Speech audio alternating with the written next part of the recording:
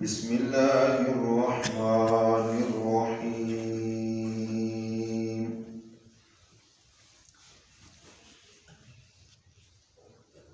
إنما المؤمنون الذين إذا ذكر الله وجلت قلوبهم وإذا تليت عليهم آياته زادتهم إيمانا وعلى ربهم يتوكلون. الذين يقيمون الصلاة ومما رزقناهم ينفقون. أولئك هم المؤمنون حقا لهم درجات عند ربهم ومغفرة ورزق كريم. صدق الله مولانا العظيم وبلغنا رسوله النبي الكريم ونحن على ذلك لمن الشاهدين والشاكرين والحمد لله رب العالمين. اللهم صل على محمد وعلى آل محمد كما صليت على إبراهيم وعلى آل إبراهيم إنك حميد مجيد. اللهم بارك على محمد وعلى آل محمد كما باركت على إبراهيم وعلى آل إبراهيم إنك حميد مجيد.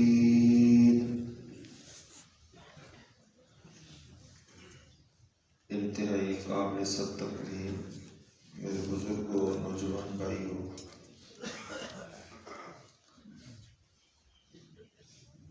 بہت ہی برکتوں اور عظمتوں والا مہینہ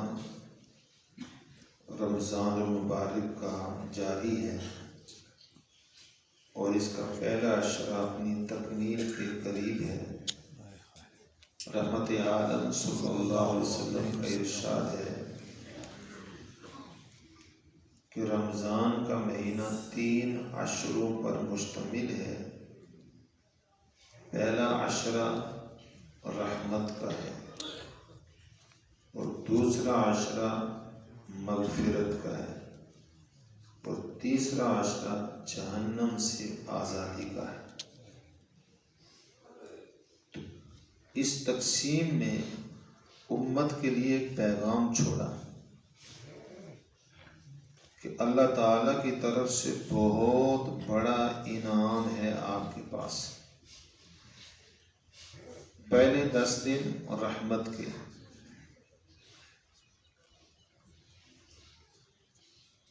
دوسرے 10 دن مغفرت کے اور تیسرے 10 دن جہنم سے آزادی کے۔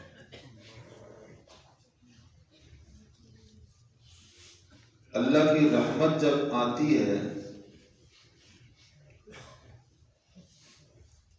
تو انسان کے قلوب نرم ہو جاتے ہیں، اعمال صالحہ کی طرف متوجہ ہو جاتے ہیں، اپنی کمیوں اور کوتاہیوں پر ندامت کا احساس پیدا ہو جاتا ہے۔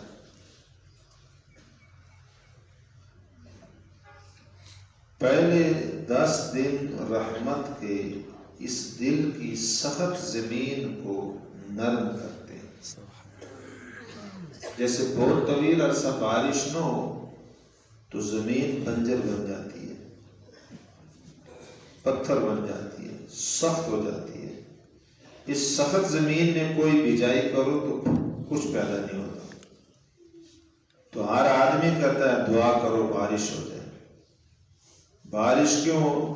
زمین کی سختی نرمی میں تبدیل ہوگی، زمین کی شدت رخوت میں تبدیل ہوگی، زمین کا خشک پن وہ زرخیزی میں تبدیل ہوگا۔ اس کے بعد ہم فصل بیجیں گے، پھر کام کا ہوگا۔ خشک زمین میں، سخت زمین میں فصل بیجنے کا نقصان ہوتا ہے، فائدہ کسان سمجھتا ہے اس بات کو۔ تو پہلے بارش ہو، زمین نرم ہو، پھر فصل بیجا جائے تو اس میں سے غلہ پیدا ہوتا ہے۔ پورا سال نفس اور شیطان کے حملوں کی وجہ سے انسان نے جو گناہ کر کر کے اس کا اثر دل پر یہ ہوا کہ دل سخت ہو گیا۔ اسے اللہ کے کسی حکم کو سننے کے بعد دل میں کوئی نرمی نہیں آتی۔ اسے موت کا قصہ سناؤ، اسے قبر کا عذاب کا سناؤ، اسے جہنم کے عذاب کا سناؤ، ٹس سے مس نہیں ہوتی، کیونکہ دل سخت ہے۔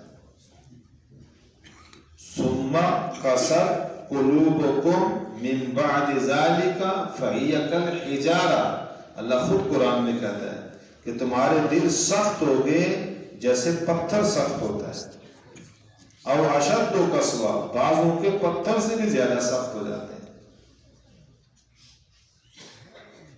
اور دل کی سختی یہ اللہ کی ناراضگی ہوتی ہے۔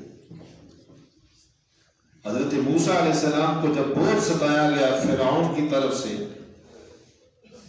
آخر جس کو آدمی کہتا ہے نا ہماری زبان میں جل پک کر اندر سے بددعا نکلتی ہے، تو موسیٰ علیہ السلام نے اللہ سے فرعون کے لیے جو بددعا کی، قرآن کریم میں اس کو اللہ نے ذکر کیا، تو اس میں یہ بات ہے رَبَّنَا اطْمِسْ عَلَىٰ أَمْوَالِهِمْ، اور دوسری بات فرمائی وَاشْدُدْ عَلَىٰ قُلُوبِهِمْ، یا اللہ ان کے مال، دولت، اقتدار، ڈالر، یہ جو پیسے کی ریل پیل کی وجہ سے یہ سرکش بنے پھرتے ہیں، ان کا دماغ ٹھیک نہیں ہو رہا، ان کی معیشت کو جام کر دے، ان کی معیشت کو جام کر دے۔ ہمارے ساتھ یہی ہوا کہ نہیں؟ اس وقت صورتحال کے حکومت اعلان کرتی ہے کہ لوگوں کو مفت آٹا دیں گے، مفت آٹا وبال جان بن گیا، لائنوں میں لگے ہوئے بوڑھے، کمزور، غریب لوگ، بھگدڑ مچتی ہے تو اوپر سے انتظامی امور کو درست رکھنے کے لیے پولیس کی لاٹھی چارج، اور بھگدڑ میں غریب کمزور آدمی پاؤں تلے دب کے قبر میں اتر گیا، آٹا کدھر ملے گا؟ ہم اس کو حکومت کا رونا نہیں کہتے، اللہ کی ناراضگی ہے۔ رَبَّنَا اطْمِسْ عَلَىٰ أَمْوَالِهِمْ، یا اللہ ان کے مالوں کو مٹا دے، ان کی معیشت کو جام کر دے۔ بعض روایات میں آتا ہے کہ بعض زمینوں کی مصر کے اندر کھدائی اور پرانے ذخائر تلاش کرنے کی مد میں فرعونی کے دور میں مرغی کے انڈے ملے، وہ بھی پتھر بنے ہوئے تھے۔ اللہ نے مال سخت کر دیا۔ اب تمہارا ڈالر ہے لیکن دنیا کے قبضے میں ہے، تمہارے پاس تو سخت ہو گیا۔ یہ اللہ کی طرف سے عذاب ہوتا ہے، نافرمان قوموں کو تنبیہ کی جاتی ہے۔ وَاشْدُدْ عَلَىٰ قُلُوبِهِمْ، دوسری بددعا کیا کی؟ یا اللہ ان کے دل سخت کر دے۔ دل سخت ہو جانا اللہ کی ناراضگی ہے۔ وَاشْدُدْ عَلَىٰ قُلُوبِهِمْ، ان کا دل سخت کر دے۔ دل سخت ہوں گے تو ان کو نقصان کیا ہوگا؟ تو موسیٰ علیہ السلام اتنے فرعونیوں کے اوپر غصے میں تھے، جس کو ہماری زبان میں کہتے ہیں اتنے جلے ہوئے تھے دل سے، کہ کہنے لگے کہ کہیں کوئی نرم گوشہ دل کا باقی ہو تو کسی وقت کلمہ پڑھ کر مسلمان نہ ہو جائے، یہ کافر ہی مرے۔ وَاشْدُدْ عَلَىٰ قُلُوبِهِمْ فَلَا يُؤْمِنُوا، قید لگائی، یا اللہ دل اس کا سخت کر تاکہ یہ ایمان نہ لا سکے، اس کو توبہ کی توفیق دی نہ دے۔ حَتَّى يَرَوْا الْعَذَابَ الْعَلِيمَ، ہاں جب دردناک تیرا عذاب اپنی آنکھوں سے دیکھے پھر اس کو سمجھ میں آئے۔ اور یہی ہوا۔ بعض روایات میں آتا ہے موسیٰ علیہ السلام کی اس بددعا کے 40 سال بعد جا کر اثرات شروع ہوئے تھے. اللہ کا دعا قبول ہو گئی ہے لیکن مقامی ریل پیل چل اسی طرح چل رہی ہے.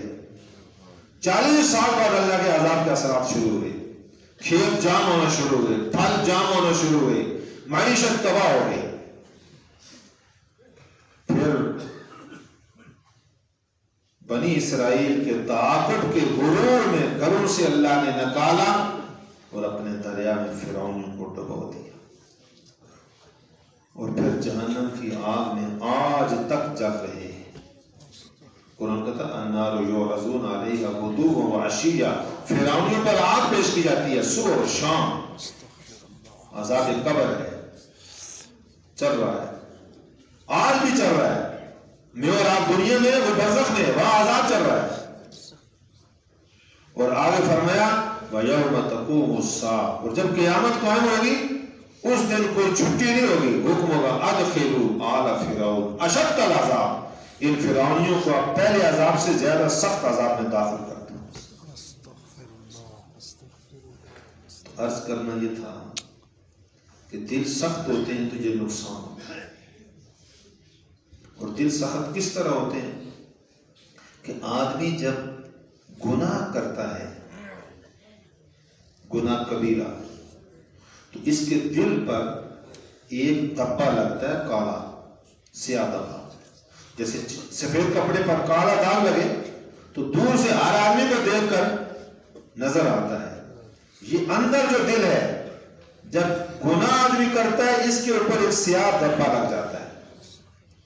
توبہ کرے تو دھل جاتا ہے, توبہ کرے تو دھل جاتا ہے, اور توبہ نہ کرے تو وہ باقی رہتا ہے.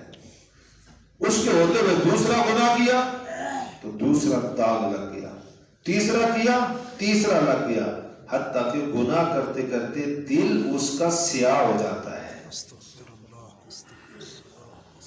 اور ہمارے یہاں یہ عرف میں اس طرح لوگ کسی کے سخت دل ہونے پر, کسی کے بہت ظلم جاری کرنے پر لوگ کہتے ہیں کہ اس نے صورت دل بھی نہیں کم دیا, کوئی کالا دل دے. ہمارے یہاں میں کہتے ہیں کہ اس نے دل کا دے وہ کالا دل سے دینا, اتنا ظلم ہوتا ہے, اس ترس نہیں آیا. تو وجہ کیا ہوتی ہے کہ دل سخت ہو جاتا ہے گناہ کی وجہ سے. تو جب رمضان کا پہلا عشرہ آیا رحمت کا, آسمان سے رحمت کی بارش مومنوں کے دل پر برسنا شروع ہو جاتی ہے. اس سے مومن کا دل پھر کیا ہوتا ہے, نرم ہوتا ہے. قرآن کریم نے کہا انما المؤمنون, ہم آپ کو بتاتے ہیں کہ ایک تو ہے مسلمان کلمہ پڑھنے والا, ایک ہے مسلمان اور ایک ہے مومن. دونوں میں فرق ہے. ایک ہے مسلمان, وہ تو یہ ہے کہ جس نے صدق کے دل سے کلمہ پڑھا لا الہ الا اللہ محمد رسول اللہ, وہ مسلمان ہے.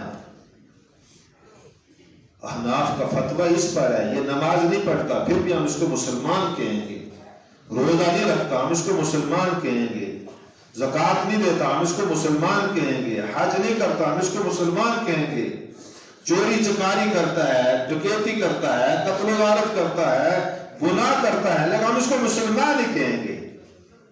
لا الہ الا اللہ. اس لیے کہ اہل سنت والجماعت کا مطلب یہ ہے کہ گناہ کبیرہ کا مرتکب کافر نہیں ہوتا. شکر ہے اتنا نرم فتویٰ دیا, ورنہ ایک جماعت مسلمانوں کے اندر ہی اپنے عقائد سخت اختیار کرنے کی وجہ سے اور سنت سے الگ ہو گئے. معتزلہ انہیں کہتے ہیں. ان میں ایک طبقہ ہے فقہا کا جو یہ کہتا ہے گناہ کبیرہ کا مرتکب کافر ہو جاتا ہے. گناہ کبیرہ کا مرتکب, تو ان کے نزدیک آج نماز نہ پڑھنے والے سب کافر, روزہ نہ رکھنے والے سب کافر ان فقہا کے نزدیک. یہ تو اہل سنت والجماعت حنفی مالکی شافعی حنبلی سب کے نزدیک سلف اور خلف متفق کا یہ عقیدہ ہے کہ گناہ کبیرہ کا مرتکب کافر ہے. لیکن گناہ کبیرہ کا مرتکب مومن بھی تو نہیں ہے نا. نہیں سمجھے بات. गुनाह कबीरा का मुर्तकिब मोमिन भी मोमिन भी तो, अगर काफिर नहीं है तो मोमिन भी नहीं है, ये फासिक है। ये कौन है? फासिक। तो अब अगर हम कहें कि एक आदमी दाढ़ी ढूंढता है ये फासिक फाजिर है, तो मेरे खिलाफ फतवा दे सो, मौलवी जितना सख्त फतवा देने हो, ये आले सुन्नत वल जमात का मजहब है। एक आदमी नमाज नहीं पढ़ता तो जो गुनाह कबीरा का मुर्तकिब करता है तो कौन है? झूठ बोलता है तो ये क्या है? और फुक़हा ने तो लिखा है कि झूठ बोलने वाला जब फासिक है तो इसकी गवाही कबूल नहीं की जाएगी। हमारे यहाँ तो इसलिए है कि अब सभी बोलते हैं, शरीक है ना। वो लतीफा है ना कि एक इलाके में कुएं के अंदर कोई जहरीले असरात आए तो वहां से जो आदमी पानी पीता पागल हो जाता, जो पीता पागल हो जाता। अब जो शाही हुक्मरान थे उनका पानी तो आता है ना, वो मिनरल वाटर बाहर से आता है साफ सुथरा, गरीबों का तो यही पानी है, नालियों वाला गंदा। तो पूरी कौम क्या हो गई? पागल। अब बादशाह ने अपने वजीरों से मशवरा किया भाई ये पागल कौम हो गई सारी, अब क्या करें? हम इस मुल्क से चले जाए तो हुकूमत छोड़ते हैं और यहां रहे तो अब पागलों पर हमारी हुकूमत तो चल नहीं सकती, क्या करें? तो एक वजीर होशियार, उसने मशवरा दिया ऐसा करते हैं हम भी इससे पानी पी लेते हैं। ऐसा करते हैं हम भी इसको में से पानी, ताकि हम और ये सब क्या हो जाए एक जैसे हो। तो आज उम्मत गुनाहों की इस वादी में हम सब एक जैसे हो गए। अल्लाह हम सबको माफ फरमाए। यकीन जानिए बस ये एक कलमा पढ़ने की वजह से कुछ नाम हमारा बाकी बचा हुआ है, अंदर हमारा खोखला है। आमाल सालिहा के मुसलमान, आमाल सालिहा के मुत्तकी, आमाल सालिहा के मोमिन तलाश करके लाओ, हजारों में चंद मिलते हैं, हजारों में चंद मिलते हैं। हम अपनी जिंदगी का जरा सर्वे करें सुबह से लेकर शाम तक, झूठ किस तरह हमारे यहां चलता है। हम तो झूठ को झूठ समझते ही नहीं है। तो अर्ज करना यह था कि एक है मोमिन और एक है काफिर। गुनाह कबीरा के मुर्तकिब को हम काफिर तो नहीं कहते, लेकिन ये मोमिन भी तो नहीं है। कुरान ने मोमिन की सिफात बयान की है, फरमाया इन्नमल मुमिनून अल्लज़ीना इज़ा ज़ुकिरल्लाह वजिलत कुलूबुहुम। पहली से मोमिन वो लोग हैं जब उनके सामने अल्लाह का जिक्र शुरू हो तो उनके दिल थरथराने लगते हैं, उनके दिल खौफ ज़दा हो जाते हैं, उनके दिलों में खौफ तारी हो जाता है। सैयदना उस्मान बिन अफ़्फ़ान रज़ी अल्लाह ताला अन्हु के मुताल्लिक़ आता है जब कब्रिस्तान के पास से गुजरते थे तो खौफ की कैफियत से चेहरे का रंग बदल जाता था। साथियों ने पूछा अमीरुल मुमिनीन आप इतने मुज़्तरिब क्यों हो जाते हैं? फरमाया अल्लाह के रसूल ने फरमाया मौत के बाद कब्र में ये मेरी पहली मंजिल है, अगर ये आसान निकली तो बाद वाली आसान से आसान तर होंगी, और अगर ये पहली मुश्किल हो गई तो बाद वाली मुश्किल से मुश्किल तर होगी। मैं किस तरह इससे गुजरूंगा? सच बताओ हमें अपनी कब्र की फिक्र होती है कि मैंने एक दिन कब्र में जाके देखना है, मेरे बच्चे, मेरे वालिदैन, मेरे भाई, मेरे दोस्त, मेरे रिश्तेदार सब मुझे उस कब्र के गड्ढे में छोड़ के चले जाएंगे, मैंने वहां अकेले रहना है। सैयदना अली मुर्तजा रज़ियल्लाहु ताला अन्हु के मुताल्लिक़ आता है जब मस्जिद से मुअज्जिन की आवाज आती अल्लाहु अकबर अल्लाहु अकबर तो ज़ारों कतार रोना शुरू कर देते, दिल थरथराने लगता, कांपना शुरू हो जाते। साथी ने पूछा अमीरुल मुमिनीन आपकी ये कैफियत क्या हो क्यों होती है? فرمایا بڑے بادشاہ کے دربار میں حاضری کا وقت آ گیا ہے، اب عدالت جونا ہے۔ عدالت کا جب پکارا لگتا ہے تو تاریخ والا نہیں پہنچتا ہے نا کہ جج صاحب کے پاس حاضری ہے، لیکن اللہ کے گھر میں آذان سن کر کبھی ہمارے دل میں کوئی اتنی کیفیت بھی پیدا ہوئی؟ قرآن کریم تو کہتا ہے افمن شرح اللہ صدرہ للاسلام فہو علی نور من ربہ، اللہ جس کے سینے کو اسلام کے لیے کھول دے وہ اپنے رب کی طرف سے ایک روشنی میں ہوتا ہے۔ تقشعر جلود الذین یخشون ربہم، اپنے رب سے ڈرنے والوں کے بدن کے رونگٹے کھڑے ہو جاتے ہیں خوف کی وجہ سے۔ یہ مومن کی صفت ہے۔ ہمارے اندر اگر یہ نہیں پیدا ہوتی ہے ہم مسلمان ہیں۔ دوسری فرمائی وَإِذَا تُلِيَتْ عَلَيْهِمْ آيَاتُهُ زَادَتْهُمْ إِيمَانًا، جب ان کے سامنے قرآن حکیم کی تلاوت شروع ہو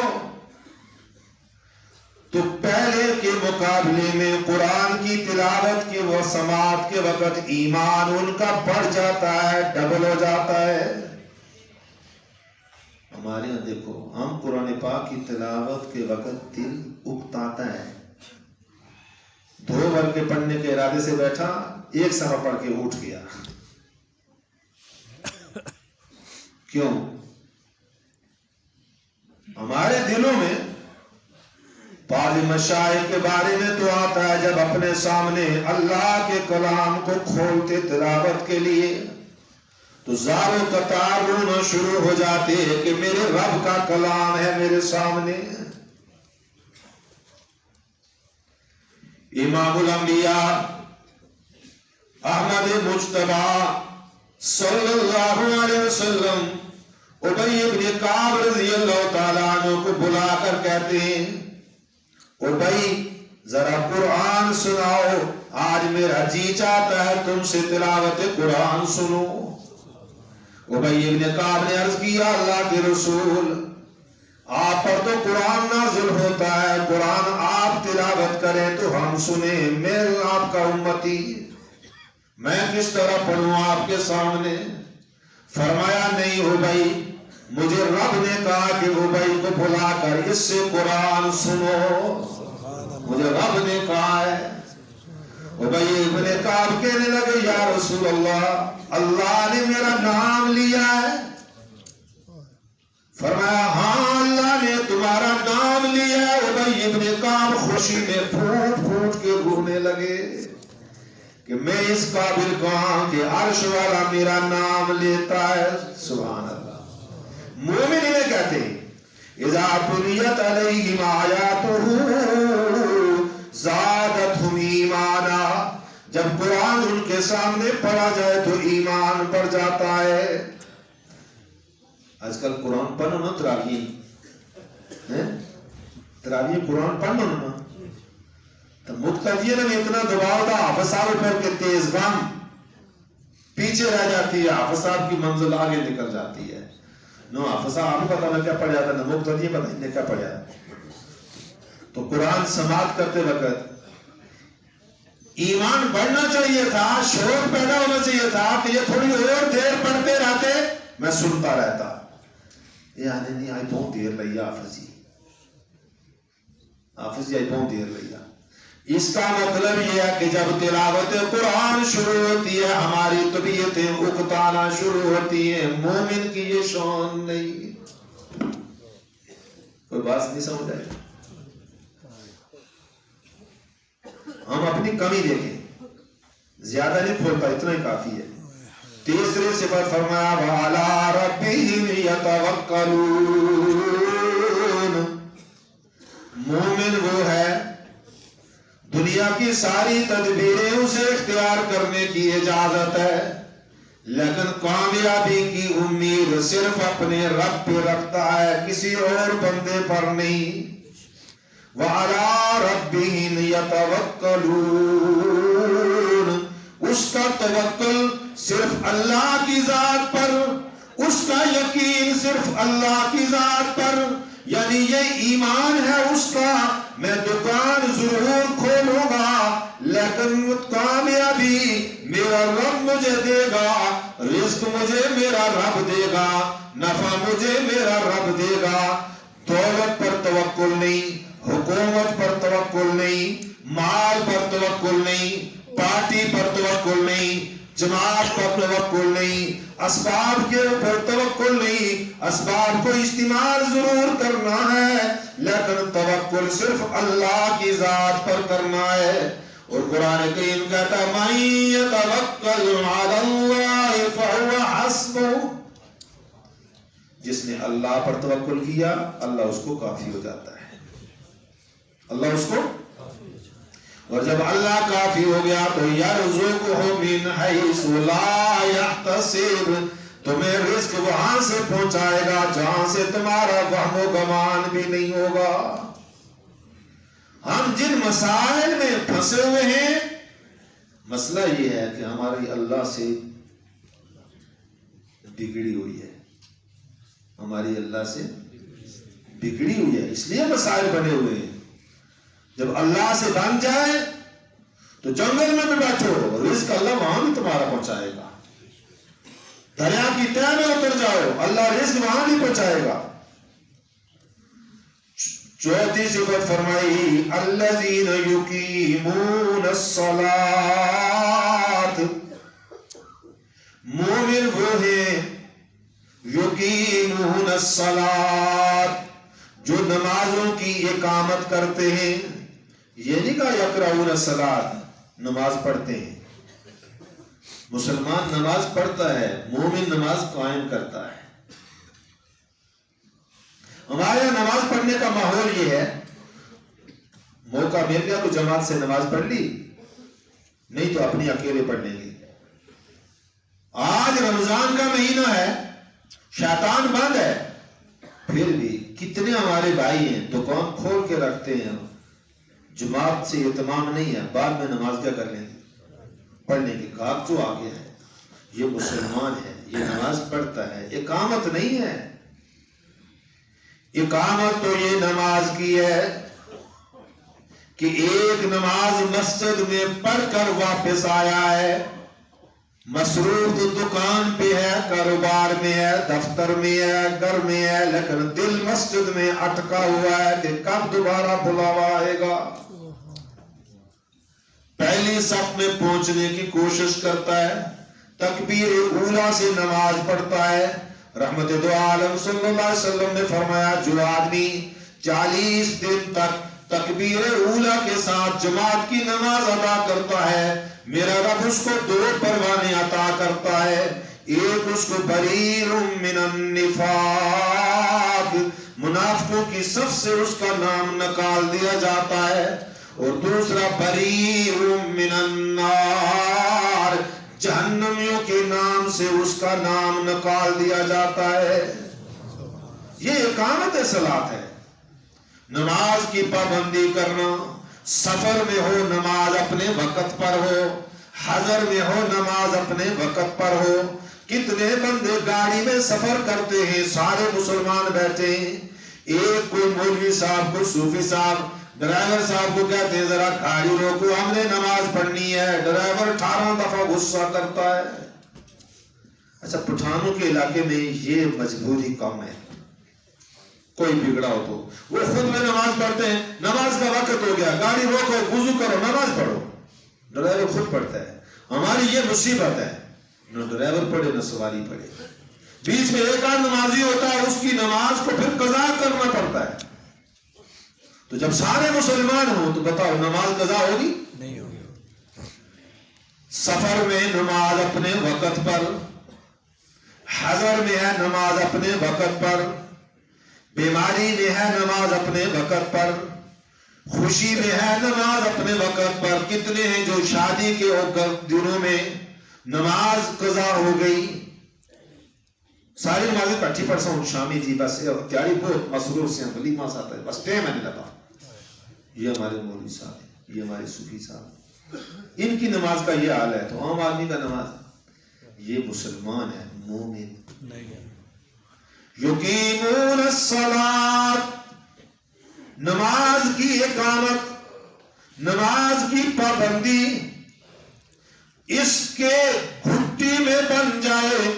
اللہ کے رسول نے مومن کو نماز قائم کرنے کی اہتمام ڈالنے کی ترغیب دینے کے لیے تو یہاں تک کہا بچہ 7 سال کا ہو جائے تو نماز پر لگا دو, 10 سال کا ہو جائے تو دیکھو نماز میں اگر مستی کرتا ہے تو تنبیہ بھی کرو, مار بھی سکتے ہو اس کو نماز پڑھانے کے لیے. ابھی بالغ نہیں ہوا فرض, لیکن اس پر اتنا ماحول سخت کر دیا جائے حتیٰ کہ جب بالغ ہو تاکہ اس کی زندگی کی پہلی نماز, پہلا رجسٹر کھلتا بالغ کے لیے, فرشتے آ جاتے ہیں آج اس کا نام اعمال لکھنا ہے. پہلی نماز اس پر فرض ہوئی, یہ پہلے سے نمازی تھا بچہ, آج اس نے پہلی نماز پڑھ لی. فرشتوں کے اس لکھنے والے رجسٹر میں تیرے نام اعمال میں سب سے بڑا حکم مسلمان کے لیے جو نماز کا تھا وہ اس بچے کا ادا لکھا گیا, قضا نہیں. یہ اقامت صلاۃ ہے. اور پھر ساری زندگی نماز کی اقامت کی تو میرا رب باز بندوں کو اتنی توفیق دیتا ہے کہ آخری نماز پڑھتے ہیں تو بلا لیتا ہے. دیکھا نہیں, آخری نماز پڑھتا. کتنے لوگ جو ہماری ان صفوں میں ادھر زور کی نماز پڑھی, نیچے پہنچا عصر کے وقت فوت ہو گیا, ادھر جمعہ پڑھا نیچے پہنچا دوسرے وقت فوت ہو گیا. مجھ سے پہلے یہاں جو پلندرے کے ہمارے ایک شیخ بزرگ عالم گزرے ہیں مولانا محمد گلزار صاحب رحمت اللہ علیہ, ادھر جمعہ پڑھایا اسی مسجد میں قوم کو, عصر سے پہلے خود دنیا سے چل بسے, آخری نماز بھی قضا. اور کتنے ایسے ہوتے ہیں نماز پڑھتے رہتے ہیں, آخری عمر میں ایسی معذوریاں لگیں کہ بے نمازی ہو کے مرے. اقامت صلاۃ کا فریضہ اور چیز ہے. سیدنا عمر ابن خطاب رضی اللہ تعالی عنہ امیر المؤمنین مصلی پر نماز فجر پڑھا رہے, قاتل وحشی نے حملہ کر دیا, آپ زخمی ہو کر مصلی پر نیچے گرے. اس قاتل کو واپس بھاگنے کے لیے صحابہ نے نہ نماز توڑی نہ راستہ دیا. یہ عجیب واقعہ تاریخ کا. سیدنا عمر ابن خطاب نیچے جب گرنے لگے تو پیچھے عبد الرحمن بن عوف رضی اللہ تعالی عنہ کھڑے تھے, ان کو اشارہ کیا مصلی پہ آ جاؤ, نماز جاری رکھو, میری جان جاتی ہے, نماز نہ ٹوٹے. اس قاتل نے اپنا راستہ بنانے کے لیے 13 آدمیوں کو زخمی کیا, جن میں 7 آدمی مسجد نبوی میں شہید ہو گئے. آخر ایک آدمی نے دیکھا کہ یہ حادثہ سنگین ہو گیا ہے, اس نے اس قاتل کے اوپر اپنا بڑا چادر یا کمبل ڈال کے اس کو قابو کیا. پھر اس نے خود کو چھرے مار کر خود واصل جہنم اسی مسجد میں ہو گیا. لیکن تاریخ بتاتی ہے صحابہ نے نماز پوری کی. سبحان اللہ. مومن وہ ہے یقیمون الصلاۃ, نماز. اب بتاؤ ہم قائم کرتے, ہمارا سودا پر چل رہا ہے, دنیا سے اللہ کا سودا چھوڑ دیا. قرآن کریم نے مومن کی تعریف کرتے ہوئے کہا قیامت کے دن اللہ میدان حشر میں فرشتوں سے ایک آواز لگوائیں گے, رجال لا تلہیہم تجارت ولا بیع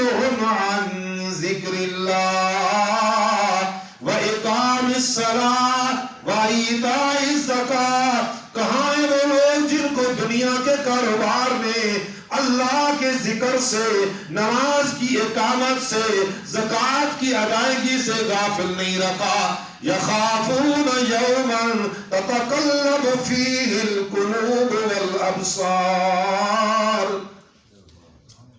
دنیا میں رہتے تھے لیکن قیامت کے اس دن سے ان کے دل میں ہر وقت خوف رہتا تھا. دل ان کے ہر وقت کانپتے رہتے تھے، آنکھیں ان کی ہر وقت نم رہتی تھی.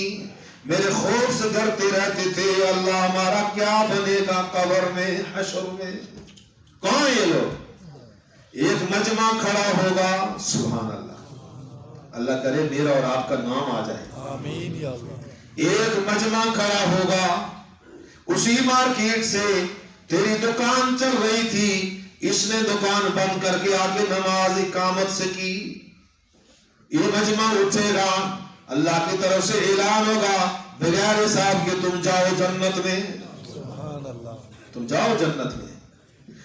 یقیمون الصلاۃ، یہ چوتھی صرف مومن کی. اور پانچویں فرمائی وَمِمَّا رَزَقْنَاهُمْ يُنْفِقُونَ.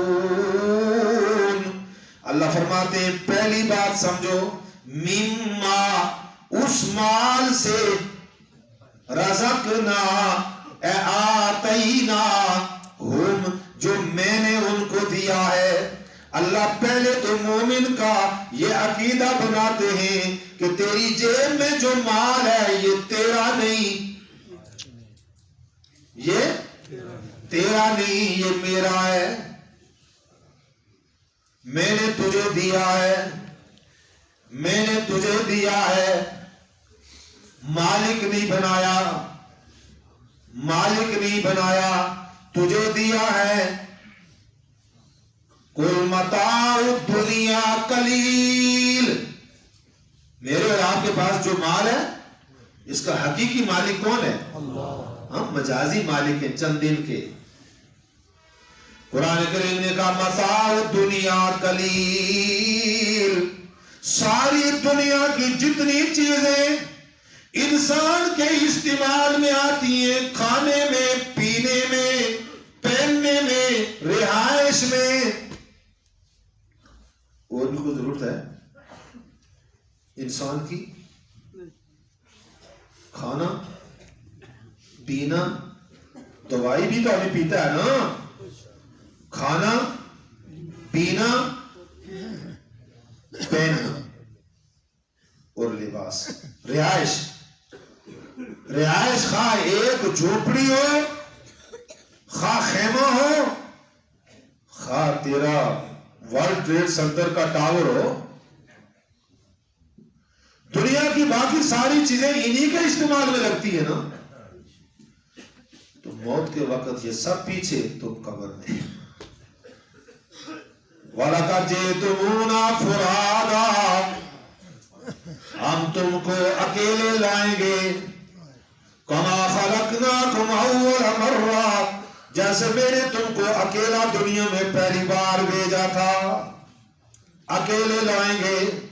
وَتَرَكْتُمْ مَا خَوَّلْنَاكُمْ، اور جو ہم نے تم کو مال دیا تھا، اولاد دی تھی، لباس دیا تھا، کوٹی کار بنگلے دیے تھے، سب تم چھوڑ کے آؤ گے. تَرَكْتُمْ مَا خَوَّلْنَاكُمْ وَرَاءَ ظُهُورِكُمْ، اور جب اکیلے ہمارے پاس اگر مجرم بن کر آئے تو وَمَا نَرَى مَعَكُمْ شُفَعَاءَكُمْ، تم دنیا میں اگر تھانے میں پہنچ جاتے تھے پیچھے سے پورا جلوس پہنچ جاتا تھا. سفارشی ہے نا، اوپر سے منسٹر کا فون آ جاتا تھا، میرا بندہ چھوڑو. وہ بندہ اللہ کا، تیرا بندہ کدھر ہے؟ لیکن سفارش چلتی ہے دنیا میں. قیامت کے دن جب اللہ کے سامنے کھڑا ہوگا تو اللہ پوچھیں گے وہ تیرے سفارشی تیرے ساتھ نظر نہیں آتے، کدھر ہیں؟ الذین زعمتم انہم فیکم شرکاء، جن کو تم نے ہمارا شریک سمجھ کر، ہمارا سفارشی سمجھ کر، ہمارے مقابلے میں مختار سمجھ کر اس کا بندہ بن گیا تھا، وہ سب تیرے ساتھ کدھر ہیں؟ تم اکیلے آؤ گے. تو دنیا ساری متاع ہے، اللہ فرماتے ہیں انسان یہ عقیدہ رکھ جو تیرے پاس مال ہے یہ ہم نے دیا ہے. اور جہاں قرآن کریم نے خرچ کرنے کا حکم دیا وہاں یہ بات ضرور کہی ہے الذین ينفقون مما والذین ينفقون مما رزقناہم. جو مال ہم نے دیا اس میں سے خرچ کرتے ہیں. جو مال ہم نے دیا ہمارے پاس ہمارا کچھ اِنَّا نَحْنُ نَرِثُ الْأَرْضَ وَمَنْ عَلَيْهَا. یہ رب العالمین کا اعلان ہے کہ اس زمین کے بھی ہم وارث ہیں اور زمین پر جو ساز و سامان اور مخلوق ہے اس کے بھی ہم وارث ہیں. وَإِلَيْنَا يُرْجَعُونَ. ان سب نے تو ہمارے پاس لوٹ کے آنا ہے. تو پہلے تو یہ ذہن ہو کہ مما رزقنا. مومن کون ہے کہ جو یہ سمجھے میرے پاس جو مال ہے اللہ کی دی ہوئی امانت ہے. اب کیا حکم ہے؟ یہ 5 صرف ينفقون. اللہ کے راستے میں اس مال کو خرچ کرتے ہیں. اچھا خرچ کرنے میں 2 باتیں. ایک اللہ نے لازم کر دیا اس کو فرض کہا جائے گا اور ایک اللہ نے ہم کو اختیار دے دیا اس کو نفل کہا جائے گا. آسان بات. ایک اللہ نے ہم پہ لازم قرار دیا اس کو فرض کہا جائے گا اور ایک ہم کو اختیار دیا اس کو نفل کہا جائے گا. اب جو اللہ نے لازم قرار دیا وہ مال والے پر جب اس کی ایک مقدار جو آپ صلی اللہ علیہ وسلم نے تفصیل سے بتائی ہے پوری ہو جائے تو اس کے ذمے اس کا ایک حصہ متعین خرچ کرنا زکوٰۃ کے نام سے یہ فرض ہے. تو جیسے کلمہ پڑھ کر نماز فرض ہے روزہ رمضان کا فرض ہے اس طرح مال میں زکوٰۃ بھی فرض ہے. اور عقیدہ رکھنا کہ زکوٰۃ فرض ہے یہ ایمان ہے اور عقیدہ رکھنے کے بعد زکوٰۃ نہ دے تو یہ مسلمان ہے مومن نہیں ہے. عقیدہ ہے زکوٰۃ فرض ہے لیکن مال کی محبت میں مال کی حرص میں یا جہالت میں یا غفلت میں زکوٰۃ دیتا نہیں ہے تو یہ مسلمان ہے مومن. تو قرآن کس کی صفت یہاں بیان کر رہا ہے؟ مومن کی. مما رزقناہم ينفقون. جو رزق ہم نے اس کو دیا اس میں سے اللہ کے راستے میں خرچ کرتے ہیں. اختصار سے عرض کرتا ہوں چندے والے ساتھی کھڑے ہو جائے. آج یہ مدرسے کا چندہ ہے اس میں توجہ لے اپنے اپنے جگہوں پر ساتھی جو ہے وہ جی ٹی والے کھڑے ہو جائیں. زکوٰۃ کو فرض کیا ہمارے ذمہ. آپ صلی اللہ علیہ وسلم کے انتقال کے بعد ایک فتنہ پیدا ہو گیا منکرین زکوٰۃ کا. کہنے لگے کلمہ پڑھنے والے کہ زکوٰۃ تو ہم حضور کو دیتے تھے اس کے بعد ہم کسی کو اب زکوٰۃ نہیں ہے. انکار ہو گئی. تو ابو بکر صدیق خلیفہ تھے صحابہ کو جمع کیا مشورہ کیا اور فرمایا کہ جو زکوٰۃ نہیں دے گا ہم اس کے خلاف تلوار اٹھائیں گے. یعنی زکوٰۃ نہ دینے والے مسلمان کو قتل کریں گے. زکوٰۃ نہ دینے والے مسلمان کو قتل کرے. جو انکار کر گیا کہ زکوٰۃ نہیں ہے اس کو ہم قتل کریں گے. تو فاروق اعظم رضی اللہ تعالیٰ عنہ نے فرمایا آپ کیسے قتل کریں گے وہ تو مسلمان ہے. حضور نے فرمایا جب تک وہ ہمارے کلمے میں ہمارے ساتھ شامل ہو اور ہمارے قبلے کی طرف منہ کر کے نماز پڑھتے رہے تو ہم ان کے مسلمان سمجھیں گے ان کے خلاف تلوار نہیں اٹھائیں گے. تو ابو بکر صدیق رضی اللہ تعالیٰ فرمایا جو آدمی نماز میں اور زکوٰۃ میں فرق کرے گا جو آدمی نماز میں اور زکوٰۃ میں فرق کرے گا کہ نماز کو فرض سمجھے نماز پڑھے لیکن زکات کو فرض نہ سمجھے، زکات دینے سے انکار کر دے، ہم اس کو اسی طرح کھلا کافر سمجھیں گے جو رسول اللہ کے مقابلے میں انکار کرنے والے کافر تھے. جس طرح اس کے خلاف تلوار چلتی تھی، ہم اس کافر کے خلاف بھی اسی طرح تلوار چلائیں گے. حضرت عمر فاروق رضی اللہ تعالیٰ عنہ کہتے ہیں میں ابتداء اختلاف کرتا تھا اس رائے سے.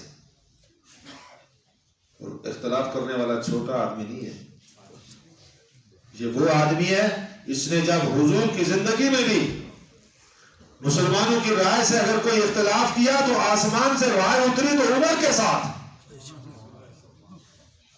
عمر کی روایت میں رائے اتری. غزوہ بدر کے قیدیوں کے بارے میں مشورہ ہوا، رسول اللہ صلی اللہ علیہ وسلم نے مشورہ لیا سارے سے. ابو بکر صدیق سمیت اکثریت صحابہ نے رائے دی کہ فدیہ لے کر ان کو چھوڑ دیا جائے. حضرت عمر نے رائے دی نہیں، یہ ہمارے دشمن ہیں، کافروں کے لیڈر ہیں، ان سب کو ہمارے حوالے کرو، یہ ہمارے رشتہ دار بھی ہیں. حضرت عمر کے ماموں گرفتار ہو کر آئے تھے، حضرت علی کے بھائی عقیل گرفتار ہو کر آئے تھے، حضور کے چچا حضرت عباس گرفتار ہو کر آئے تھے، گھر کے لوگ تھے. ہمارے رشتہ داروں کو ہمارے حوالے کرو، ہم اپنی تلواروں سے ان کی گردن ماریں گے. اختلاف رائے تھی حضرت عمر کی. انصار میں ایک ساتھ ان کے ساتھ تھے، باقی سب ادھر ہی تھے. اکثریت رائے کو دیکھتے ہوئے آپ صلی اللہ علیہ وسلم نے فیصلہ کر لیا فدیہ لے کر سب کو چھوڑ دو. آسمان سے قرآن اترا کہ آپ کے فیصلے کو ہم نے منظور کر لیا ہے، ٹھیک ہے، لیکن رائے ہماری وہی ہے جو عمر والی ہے. سبحان اللہ. رائے ہماری جو فیصلہ آپ کا ٹھیک ہے، ہم نے اس کو قبول کر لیا ہے، لیکن اگر یہ فیصلہ آپ کا ہمارے یہاں قبول نہ ہوتا تو آپ کو سخت سزا ملتی. فیصلہ ٹھیک ہے، ہم اس کو قبول کر لیتے ہیں، لیکن رائے ہماری بھی کس کے ساتھ ہے؟ عمر کے ساتھ. تو اختلاف رائے رکھنے والا چھوٹا آدمی ہے، اس کی پرواہ نہ کی جائے. لیکن ابو بکر صدیق رضی اللہ تعالیٰ عنہ نے فرمایا نہیں، اگر کوئی میرا ساتھ نہیں دے گا تو میں اکیلا نکل جاؤں گا تلوار اٹھا کر منکرین زکات کے خلاف اسی طرح جہاد کروں گا جس طرح کھلے کافروں کے خلاف جہاد تھا. حضرت عمر رضی اللہ تعالیٰ عنہ کہتے ہیں پھر ایک وقت آیا کہ میرے دل میں بھی شرح صدر ہو گیا کہ حق اس وقت ابو بکر کی رائے میں تھا. حق کس کی طرف تھا؟ ابو بکر کی طرف تھا. ابو بکر کی رائے درست تھی. اس فتنے کو منکرین زکات کو تلوار کے ساتھ مٹایا گیا ہے. آج ہمارا کیا ہے؟ آج تو لوگ جا کر بینکوں میں باقاعدہ فارم فل کرتے ہیں میں شیعہ ہوں میری زکات نہ کاٹی جائے. چونکہ انہوں نے ضیاء الحق کے دور میں اپنے آپ کو زبردستی منوا لیا تھا کہ ہم شیعہ ہیں، ہماری زکات نہ کاٹی جائے. اور مظفر آباد اسمبلی میں ایک عرصے سے لگے ہوئے خمس کا بل پیش کیا جائے کہ ہمیں خمس دیا جائے. بھائی خمس آتا ہے مال غنیمت، غیر مسلموں سے جہاد کرو مال غنیمت ملے تو اس کا 5واں حصہ بیت المال میں جائے گا. یہ خمس میرے اور آپ کے مال سے نکالنا چاہتے ہیں اور خود زکات نہیں دیتے. تو منکرین زکات کو کافر کہا گیا ہے. اور مسلمان عقیدہ رکھے زکات ہے لیکن دیتا نہیں ہے، اس کو ہم کافر تو نہیں کہیں گے لیکن مومن تو نہیں کہتے. مما رزقناہم ينفقون. اور قرآن کریم نے کہا وَفِي أَمْوَالِهِمْ حَقٌّ مَّعْلُومٌ لِلسَّائِلِ وَالْمَحْرُومِ. آل ایمان کے حق میں، آل ایمان کے مال میں اللہ نے ایک متعین حصہ رکھا ہوا ہے لِلسَّائِلِ وَالْمَحْرُومِ. جو اس معاشرے کے عام مساکین ہیں، عام محروم لوگ ہیں، ان کا حصہ رکھا ہوا ہے ایک متعین حصہ، اور یہ زکات ہے. جو ان 5 صفاتوں کو اختیار کرتا ہے تو اللہ تعالیٰ کی طرف سے انعام کیا ہے؟ فرمایا اولئک هم المؤمنون حقا. 5 صفات اختیار کرنے والے جب اللہ کا ذکر شروع ہو دل میں خوف پیدا ہو جائے قرآن کی تلاوت شروع ہو، ایمان بڑھ جائے، اپنے سارے امور میں رب پہ بھروسہ رکھے، ساری زندگی نماز کی پابندی کرے، زکوٰۃ کی ادائیگی کرے، فرمایا اولئک هم المؤمنون حقا، یہ پکا مومن ہے، یہ تو وہ کچا۔ لہم درجات عند ربہم، ان کے درجے ہوں گے اپنے رب کے پاس، پہلا انعام۔ دوسرا مغفرت، ان کے لیے اللہ کی طرف سے مغفرت کا اعلان ہوگا، گناہ معاف ہوں گے۔ تیسرا انعام رزق کریم، اللہ ان کو عزت کی روزی عطا کرے گا، اللہ ان کو، یہ تو آدمی دنیا میں دیکھ لے کہ اللہ رزق تو سب کو دیتا ہے، رزق دو اور کس کو کس انداز سے، کس کو کس انداز سے، اللہ مجھے اور آپ کو سمجھ کی توفیق عطا فرمائے۔